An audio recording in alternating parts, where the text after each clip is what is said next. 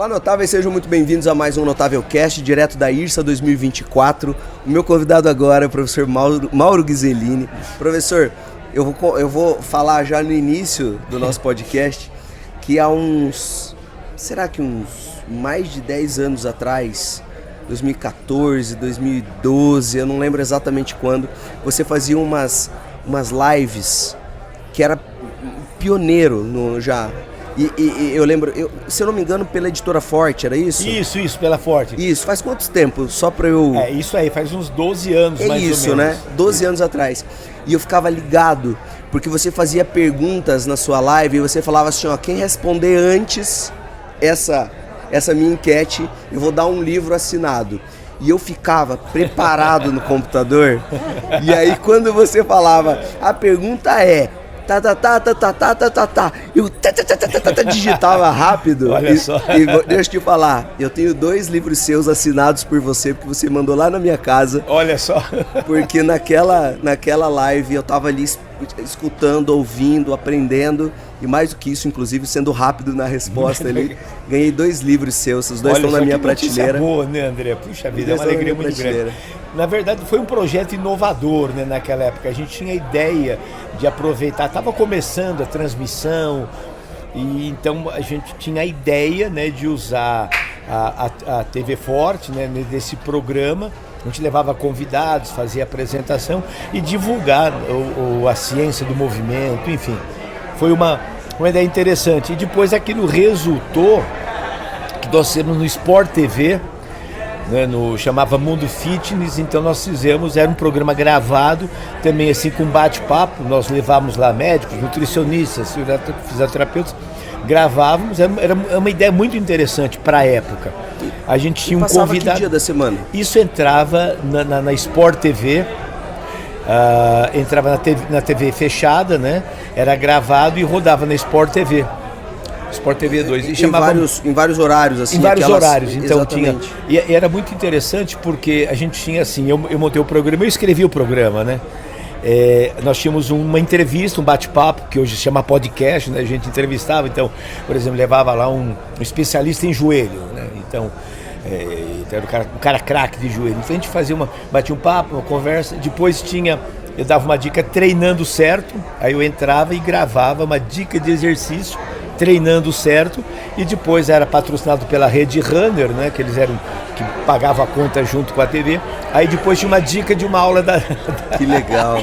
Você sabe que tem 2 coisas que sempre me chamaram bastante atenção da sua participação, é que quando eu vou no YouTube também e digito a fundo, alguma coisa assim, quase sempre aparece você e o Paulo Musi. Não tem um vídeo seu e o Paulo Musi? Foi muito interessante. O Paulo me ligou, né? A gente é muito amigo, né? Ele falou, mano, eu quero fazer. Eu falei, olha, Paulo, eu estou preparando, eu estudei o a fundo, foi minha tese de doutorado, né? Eu validei um teste do agachamento a fundo. Um checklist, a gente validou com uma ficha, com 16 indicadores e tal. E ele me ligou e falou, olha, o pessoal tem muita dificuldade de entender que o afundo é um agachamento, só que é anteroposterior. E tem um detalhe interessante, porque muita gente que faz o agachamento tem um problema de estabilidade da lombar. É o grande problema que a gente pesquisou muito isso. E quando você leva ele para o afundo, você corrige, ele estabiliza a lombar. Perfeito. Só que o problema é que muita gente encontra dificuldade no afastamento anteroposterior, para que você ajustar e fazer o movimento. Então veja, custo-benefício. A pessoa tem dificuldade, ele tem uma boa estabilidade nos pés e perde a estabilidade da lombar. Quando ele vai para o afundo, ele ajusta a lombar e perde a estabilidade. Perde essa estabilidade, principalmente a médio-lateral, né? Isso, nesse lateral. Afastamento médio-lateral anterior-posterior. Isso. Então isso aí causa... E um dos trabalhos que a gente fez junto com o Paulo Marchetti, né, lá no doutorado, a gente viu exatamente essa questão do afastamento. Então a gente via o que a gente chamou o inline, que na verdade fazia o afastamento pés unidos, e você fazia depois a gente ajustou na largura dos quadris.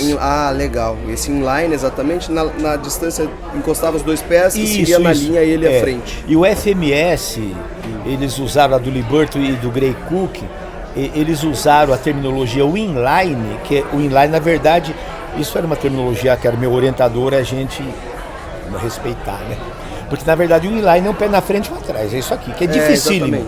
Você está em linha. Equilíbrio, né? Em linha. E na verdade você faz uma linha no chão e põe os dois pés em cima da linha.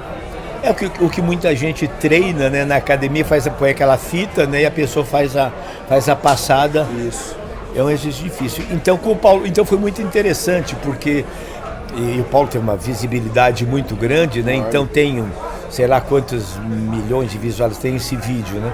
A gente fez 2 vídeos, então foi muito interessante, porque ele falou assim, olha, treinar, ele falou, olha, você tem o estabilizador do glúteo médio, que é importante, né? Então é uma forma de você ajudar a estabilizar, né? Como ele não é um motor primário, ele é um estabilizador, então ele achou foi muito interessante. Legal, e professor, você você falou agora há pouco para mim aqui nos bastidores, que você já foi professor, coordenador e até sócio de uma grande academia aqui, que é a Companhia Atlética. Eu tenho orgulho de falar o nome dela, porque sempre me abriu portas no Brasil inteiro.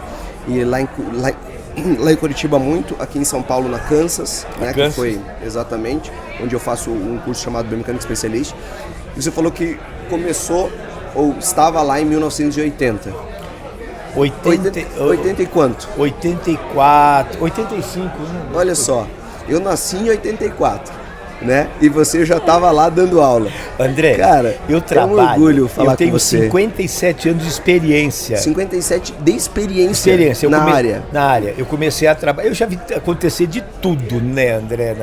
Eu comecei em 67. Você começou a fazer exercício ou já atuar como professor? Eu morava no interior, jogava basquete, tinha esse tamanho. Aí o professor de educação física me chamou, eu era o ídolo lá, jogava bem e tal. Ele falou assim, olha, a garotada gosta muito de você, você quer me ajudar? Então eu treinava à noite no Tio Cref, então à tarde... Não existia, né? Não existia. Não. Então à tarde eu ensinava, eu tinha lá 30 garotos que aprendiam basquete comigo, em 1967. Aí em 69 eu vim para São Paulo, entrei na USP, fiz educação física e terminei em 71. Era o primeiro curso de educação física no Brasil, era esse da USP? Não, o primeiro curso foi o da Polícia Militar. Legal. O primeiro curso, o curso de educação física da USP foi o primeiro civil. Legal. E quando eu vim para fazer educação física... E era uma das primeiras turmas? Porque eu não lembro exatamente. A educação física fez 90 anos esse ano. A Faculdade de Educação Física fez 90 anos. Então é de 1900 e... 1900... Perdão, 1900... E 30 e... Isso que eu ia falar, 44. Então a educação física... Eu não lembrava dessa data exatamente. Já tinha então... Já tinha. Desde 1930 e pouco. E quem tinha escola de educação física era o Exército. Então o pessoal saiu de São Paulo, fez a formação em um ano na Escola de Educação Física do Exército e vieram para São Paulo e montaram a Escola Superior de Educação Física do Estado de São Paulo. Do Estado. Na USP. Então eu terminei em 71, em 72 eu fui convidado para trabalhar na USP. Fui o professor mais jovem da USP, com 20 anos eu era professor. Recém-formado, você passou a ser professor. Isso, eu trabalhava com crianças, né, na época, então eu fui trabalhar com educação física infantil. E aí em 72, em seguida eu fui trabalhar no Círculo Militar com ginástica. Com ginástica coletiva. Eu fiquei 16 anos no Círculo Militar. Eu terminei lá, eu tinha 600 alunos, sozinho, com auxiliar. Em aulas coletivas? Aulas coletivas. De quantas pessoas mais ou menos ali a turma? A minha turma menor era a turma feminina, tinha 45. Meu Deus. Terças e quintas, André, à noite, eu tinha a turma... Eu dava aula no ginásio de esportes. Era 90, 100 pessoas na aula, 2 turmas. Me fala assim, qual era o seu diferencial para você conseguir colocar 100 pessoas numa turma, professor? Eu acho que a turma era muito ruim na época, primeiro. Então, eu era jogador de basquete, trabalhava com ginástica tradicional. Quando surgiu o convite para eu trabalhar no Círculo Militar, eu tinha conteúdo para umas 4 ou 5 aulas, da palma, né? E sabia ter o comando. E o professor que estava lá tinha sido dispensado. E ele era um professor leigo, que tinha um diploma não regulamentado e tal. E eu peguei um abacaxi danado. E aí eu falei, puxa vida, como é que eu vou conseguir... E era assim, tinha 4 turmas, tinha quarta e sexta uma turma feminina, terça e quinta 2 de manhã, uma tarde, uma noite e uma masculina. Eles já tinham lá uns 150 alunos. E aí o que eu fiz? Escondido da minha ex-esposa, eu fui fazer balé clássico. Pra pegar preconceito total na época. Mas imagina. Se até hoje a gente tem um pouco, imagina na época, então, eu fui fazer balé clássico e fui fazer aula de jazz, que tinha um aluno meu. Um pouco. Eu precisava melhorar a postura. E eu nem coloco no meu currículo, né? Eu fui técnico de basquete 10 anos do Paulistano. Eu era professor da USP no Círculo Militar e no Paulistano. Eu fui vice-campeão paulista como técnico de basquete. Isso eu não pus mais no meu currículo.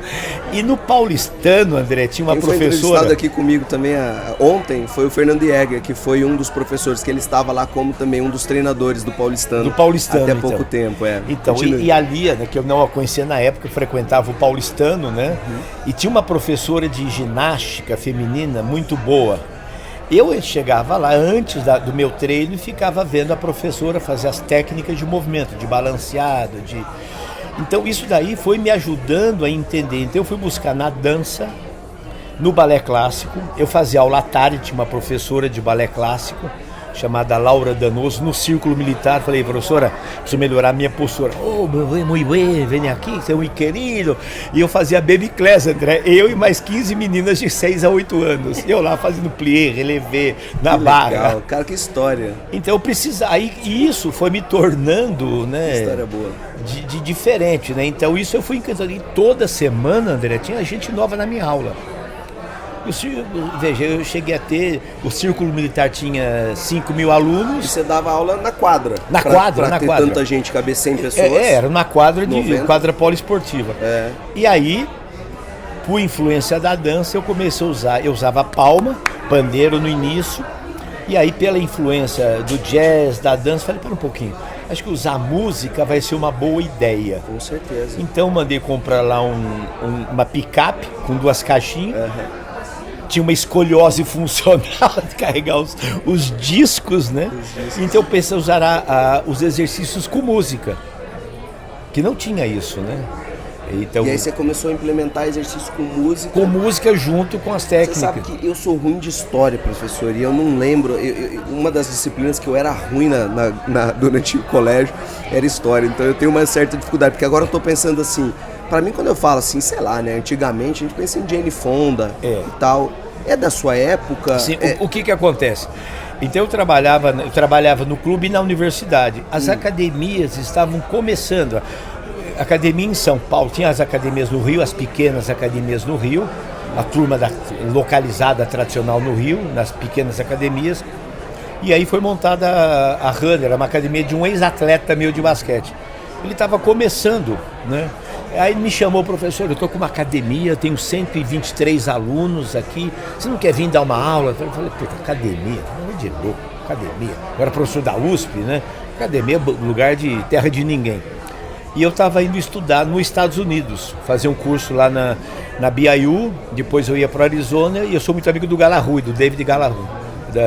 Então eu ia me encontrar com o Galarrui. E na BYU tinha um programa chamado Hook on Aerobics. E a professora, a doutora responsável, era Phillips Jacobson. E ela, junto com o departamento de fisiologia da BYU, ela montou um programa aeróbico, baseado nas teorias do Cooper, do treinamento aeróbico, e ela formatou um programa. E aí, André, quando eu cheguei, ela falou assim, clínica de aeróbica, aeróbica clínica de aeróbica, ela estava dando um curso, dando a parte fisiológica do treinamento aeróbico, depois a parte de metodologia de montagem de aula. Falei, pera um pouco. Eu faço isso faz 10 anos. Só que eu chamo de ginástica. Ela chamava workout. A Jane Fonda, quando viu esse movimento criado pela Jacobson e pela Jack Sorensen, em 1969, a Jack Sorensen foi considerada a mãe do aeróbico. Ela tinha um programa chamado Aerobic Dance. Era aulas com música, aeróbica. Ela fazia uma coreografia, era uma aula coreografada. E ela se inspirou na doutora Phillips Jacobson. E eu vi aquilo e falei, pera um pouquinho. Isso em 83. E você estava com a oportunidade de ter aula com ela na universidade? Então, eu fui assistir as aulas dela. Foi assistir as aulas. No departamento. E a professora, por exemplo, a Jane Fonda também se inspirou na mesma professora. Exato. A Jane Fonda, ela viu o movimento Aerobic Dance criando e ela foi a grande divulgadora de marketing. Então ela pegou a ideia, ela lançou o workout, aí ela lançou os vídeos, lançou os e-books. Então a Jane Fonda foi a grande... Lançou o estilo, a moda. A moda, a roupa, né? A roupa, a moda, as polainas, aquele maiô por cima, aquela coisa linda. Então, aí eu voltei para o Brasil, e fui lá procurar, falei assim, olha, agora eu sei o que a gente vai fazer. Nós vamos fazer então a ginástica aeróbica. André, se eu tivesse... Novidade, ninguém sabia. Não, porque nos Estados Unidos eles chamavam de aerobic dance. Eu falei, olha, no Brasil, falar em dança aeróbica não vai pegar. Não vai. Nós já tínhamos uma cultura de ginástica. Ginástica masculina, aeróbica. Ginástica feminina, uma ginástica calistênica, e eu já usava a música. Aí eu falei pro pessoal da rádio, vamos fazer o seguinte, vamos lançar um programa de ginástica aeróbica. Então você que trouxe o nome ginástica aeróbica. Exatamente. Não, o nome ginástica aeróbica é o nome brasileiro. Depois a Argentina... Porque é dança aeróbica, digamos, a tradução literal. Seria... Porque para o americano, o termo ginástica é tanto em Pamblin. Ginástica é cambalhota. Eles não têm o termo ginástica, eles usam... Perfeito, não tem. Perfeito. É workout. Né? E aí você trouxe então esse conceito? 1970 e... 1984. E 84. Porque daí você voltou dos Estados Unidos. Voltei dos Estados Unidos. E quanto aí tempo você ficou nos Estados Unidos, professor? Eu ia e voltava, né? Eu tinha um contato, eu tinha convite para fazer doutorado lá, para ficar, legal, mas eu legal. Na época era casado, com 4 assim, filhos. Mais ou menos de... Eu fui para os Estados Unidos umas 15 vezes. Tá, legal. E depois eu ia ali, eu estudei na clínica do Cooper, em Dallas. Então lá eu fui ver biomecânico, fui ver a Elderly Fitness, então a gente foi ver avaliação, então a gente ficou muito cliente, né? Tive contato direto com o Cooper, né? Legal. Então eu periodicamente ficava lá 15 dias, né? Fazendo um aprofundamento. E na universidade, eu fiquei uma vez no Arizona fazendo um estágio lá, né? Eles queriam que eu mudasse para lá, mas eu acabei virando tupiniquim. É nada mais nada menos que a melhor história que eu já ouvi da educação física no Brasil, né? Não é à toa que a gente te convidou aqui, não é? É a melhor história, cara. Cara, e aí chegou a ginástica. Olha, você trouxe a ginástica aeróbica no ano que eu nasci, em outubro de 1984, eu nasci dia 15 de outubro. E aí você trouxe a ginástica aeróbica, cara, e veio aperfeiçoando, veio colocando música. Fez, o que a gente fez? Inspirado no que eu tinha visto na clínica de Aerobic Clinic, eu era professor da USP. Então eu falei assim, nós precisamos fazer um curso, porque a academia é terra de ninguém. E eu fui muito criticado na universidade, até que resultou que eu acabei brigando com eles. Porque eu saí do mundo acadêmico e falei, eu quero ir vamos. E é engraçado, essa briga, como é que essa briga tem até hoje, né? Hoje, mas é o ego, Quem né? tá muito na prática, o acadêmico fala, torce o nariz. O cara que tá muito na prática, torce o nariz pro cara que tá na faculdade produzindo artigo científico, né? Até hoje a gente tem isso. E aí o que eu fiz, André? Eu falei, eu vou montar um curso diferente.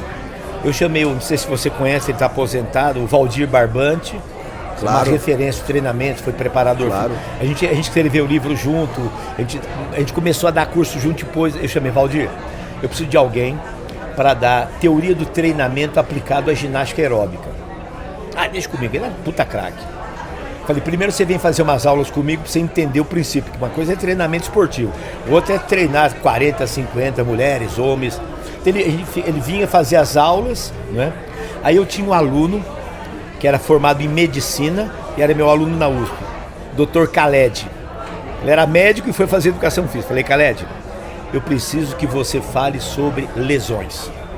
O que pode acontecer, o cara que faz polichinelo, que pula, eu quero uma abordagem médica. Aí o Elias Proença, você conhece, o preparador físico da seleção brasileira. Claro. Então, ele foi meu aluno na USP e formou depois que eu. A gente é muito amigo, nós somos um projeto junto. Elias, vem cá. ele domina muito bem as técnicas corporais. Você vai falar sobre alongamento. Você vai falar sobre alongamento dentro da academia. E eu vou falar sobre a parte pedagógica, que é a minha parte. O que é aquecimento, o que é foco, esfriamento. Então nós montamos, André, um curso na Runner, na época, a Companhia Atlética veio algum tempo depois. Nós colocamos, André, nesse curso, pasme você, 400 professores. Caramba. Era 4 turmas um de 100. evento. Um evento. Não tinha Fitness Brasil, não tinha pra nada falar disso. sobre ginástica aeróbica. Sobre ginástica aeróbica. Então, um grupo Fantástico. A com o Valdir Barbante, o grupo B com o Elias, o grupo C, e a gente rodava. Então foi um curso de 2 dias. Os caras saíram de lá com uma tremenda de uma base. Bom, 300 pessoas ficaram de fora porque não cabia. 300 pessoas. 3 semanas depois, nós fizemos, repetimos o evento para mais 270 pessoas. Isso, André, foi um marco muito importante porque nós levamos a ciência para as academias. E aí, a partir disso, praticamente se formaram os professores de ginástica aeróbica que começaram a dar aulas nas academias do Brasil inteiro. A gente recebia professores do Brasil inteiro. Exato. Aí, em 85, eu fui para a Argentina e eu implantei a aeróbica na Argentina. Eu fui 40 vezes para a Argentina. Caramba. Aí eu trouxe 20 professores para estudar comigo. Eu formei essa turma e eles implantaram, divulgaram a aeróbica na Argentina. Cara, é incrível ouvir essa trajetória, né? De saber que a educação física está tão bem representada. Não, hoje... Não, por favor, né, cara? A gente tem orgulho de ter você como professor, conhecer um pouco mais a tua história, saber de onde você foi buscar a informação, trouxe essa informação, pensando no profissional, pensando na informação para dentro da academia. A gente faz isso até hoje, a gente tem 20 mil cadastrados na nossa base. Olha hoje. Que maravilha. Na Personal Trainer Academy. E a gente tá nessa é o dia a dia ainda da formação, tentando levar ciência, tentando levar prática. E é bom saber que a gente foi influenciado por figuras como você, professor. Quero agradecer. Foi uma briga bastante grande, assim, né, para quebrar os paradigmas, né? E aí eu saí da universidade e aí eu e a Dona Lia, né, nós montamos o Instituto Runner de Ensino e Pesquisa. André, nós ficamos 6 anos lá, né, querido? Foram 6 anos, né? André, nós avaliamos 80 mil pessoas. O livro que eu escrevi, que eu tenho escrito, vou trazer para você depois, né? A gente ficou 10 anos estudando para formatar um programa de avaliação física em academia. Vimos o que funcionava, vimos o que não funcionava e a gente ficou... Aí depois de 6 anos, falamos, vamos parar porque a nossa avaliação na época chegou a ter 16 páginas. Eu filmava os alunos, entregava. Aquela avaliação chegava na sala de musculação, o professor pegava e jogava fora. Adaptação 3 de 15. Eu tinha 20 cardiologistas, que era dirigido por um cardiologista, e mais 40 professores. Nós fizemos 35 mil ergométricos com 10 derivações. Caramba. 35 mil. Nós publicamos, eu queria mostrar para a comunidade que era possível fazer ciência fora da universidade. Perfeito, perfeito. Nós temos um trabalho publicado no Congresso Europeu de Medicina sobre o ponto médio de circunferência. Nós mostramos o maior trabalho na época era 2 mil dados. Nós demos 12 mil dados para mostrar 6 vezes mais. 6 vezes mais qual era o ponto médio da circunferência para você tirar o desvio padrão. Nós fizemos 10 trabalhos nos congressos de cardiologia e nós apresentamos 3 trabalhos no American College, tudo feito em academia. Buscando, aí eu briguei. Saindo só da parte acadêmica, indo realmente para a prática. E mostrar, né, que era possível. E informações... E hoje, professor, qual que é a sua ocupação principal hoje? Hoje eu e a Dona Lia... Eu gosto de escrever. Estão descansando? Não, imagina, estão pisando no freio? Imagina, agora que nós somos bons para ensinar, André. Agora que eu tô... Que férias. Não, eu me divirto, Dona Lia. Então... As férias é o trabalho. Vive em constante férias, é um trabalho divertido.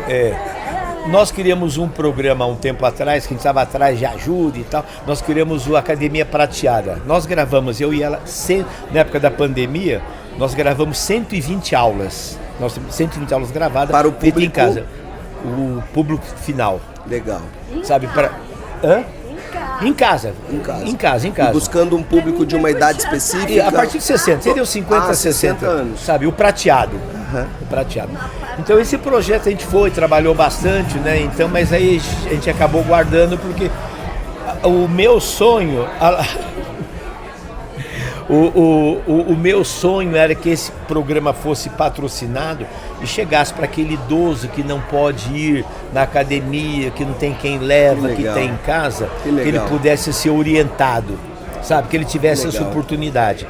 Programa de 20 minutos, né? Então, a gente dando dicas então a gente sempre gravou a aula, eu e ela, e a gente continua seguindo no YouTube, né? Colocando. Então esse é um trabalho nosso. E eu gosto de escrever, né? Eu atendo ainda, né? Eu faço home care, né? Eu continuo aplicando. Então as coisas que a gente mostra, né, André? A gente mostra pessoas comuns, não é a cópia do artigo científico, que é muito importante, mas a gente mostra, olha, nós estamos cuidando agora de uma aluna que tem mal de parto, essa é uma experiência interessante. Outro que tem uma tendinopatia subescapular, outro um casal que a gente cuida. Então a gente cria um laboratório e eu aproveito isso para mostrar, gente, isso aqui dá certo, vai por aqui. Então o meu desafio hoje, né, é encurtar o caminho da turma. Que legal. Sabe? Olha, você conhece o professor Aurélio Alfieri? Conheço. Aurélio trabalha na frente do meu escritório lá em Curitiba. Eu vou fazer o seguinte, a gente vai marcar um encontro. Você, vou te chamar para ir para Curitiba, fazer um podcast comigo, conversar com o Aurélio, a gente fazer evento bacana. O Aurélio veio para São Paulo para me conhecer, para conversar. Falei assim, professor, não para de publicar no YouTube, que eu me inspiro em você. Com certeza, mas é lógico. O Aurélio é um grande amigo. Ele faz um trabalho muito bonito. Também para esse público, né? Mais 60 normalmente, mais 50 agora. Mas olha só, professor, eu quero agradecer a sua presença, agradecer essa conversa, que encantadora, inspiradora. Eu poder falar isso para você, como eu falei hoje, né, de falar dos livros que eu recebi de você já há algum tempo atrás, de saber que você, de certa maneira, você muito provavelmente influenciou a minha escolha pela educação física. Olha só. Que, com certeza, né, porque você veio trazendo essas informações já há muito tempo. E a gente está nessa luta assim, para a gente valorizar a nossa profissão. Eu acompanho o seu trabalho, você está de parabéns, André, a dinâmica que você criou. Obrigado. A sua proposta, né? Eu vi você crescendo lá no seu escritório, construindo um escritório que tinha o cantinho. Olha, pessoal, aqui é a minha sala, que vai ser isso, vai ser aquilo. Eu acompanho bastante, eu gosto muito. Eu acho que vocês, jovens, talentos, né, levar essa ideia. Porque eu vejo assim, sabe, André, a educação física do meu tempo tem alguns conceitos que são imutáveis. Torque, braço de alavanca, isso é a mesma coisa, desde sempre. Desde sempre, porque são conceitos clássicos. A gente chegou num ponto onde a ciência ela é interminável, mas nós temos hoje muitos conceitos que são clássicos. No fundo, que se não tiver ATP, você está morto. Você só está vivo enquanto estiver produzindo ATP, não produz mais, está morto. Então, a bioenergética, ela se tornou velha, porque hoje você fala em psicobioenergética, porque pessoas que estimulam da mesma forma têm aspectos emocionais diferentes, então a bioenergética está velhinha, porque ela é sempre do mesmo jeito, mas o ser humano nunca é do mesmo jeito. É verdade, então esse né? É um ponto. Então o que eu vejo, né, André, é que o futuro do fitness, é o que vocês têm feito e outros, não está na fisiologia biomecânica, na psicopedagogia, na pedagogia, na arte de relacionamento. Ensinar, no relacionamento com atendimento. Eu digo assim, sucesso, atendimento com acolhimento, relacionamento e alegria. Que legal. Que exercício é muito chato. Ficar 30 segundos na prancha é um horror. Se fosse super legal, a gente não teria tão poucas pessoas fazendo, exatamente. Né? Ouçam a voz da experiência. Ouçam a voz da experiência. Olha, a única pessoa que eu conheço que é fanática por exercício, a dona Lia já saiu para caminhar em dia de chuva com sombrinha. Meu Deus, gosta muito. Ela teve um câncer violento. Em momento algum, no auge da químio, a gente ia caminhar no parque. Cara, no auge. E ela nunca, André, deixou de fazer uma químio porque os glóbulos brancos estavam baixos. Ela nunca voltou. Então, é a única pessoa que eu conheço que Ela gosta 10 vezes mais do que eu de exercício. Eu gosto, mas ela... A gente precisa se inspirar em você. 80 anos. Então você vai junto com o professor Mauro para Curitiba para a gente conversar. Nós somos corda e caçamba. Nós estamos juntos há 26 anos, nós nunca ficamos um dia separados, André. Cara, que maravilha.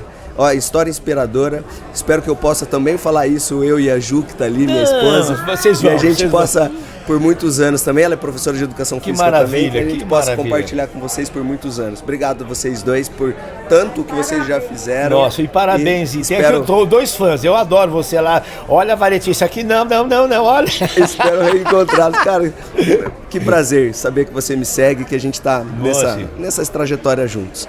Notáveis, muito obrigado pela presença de todos vocês. Esse foi o professor Mauro Ghiseline e espero vocês nos próximos episódios do Notável Cast. Um grande abraço e até lá.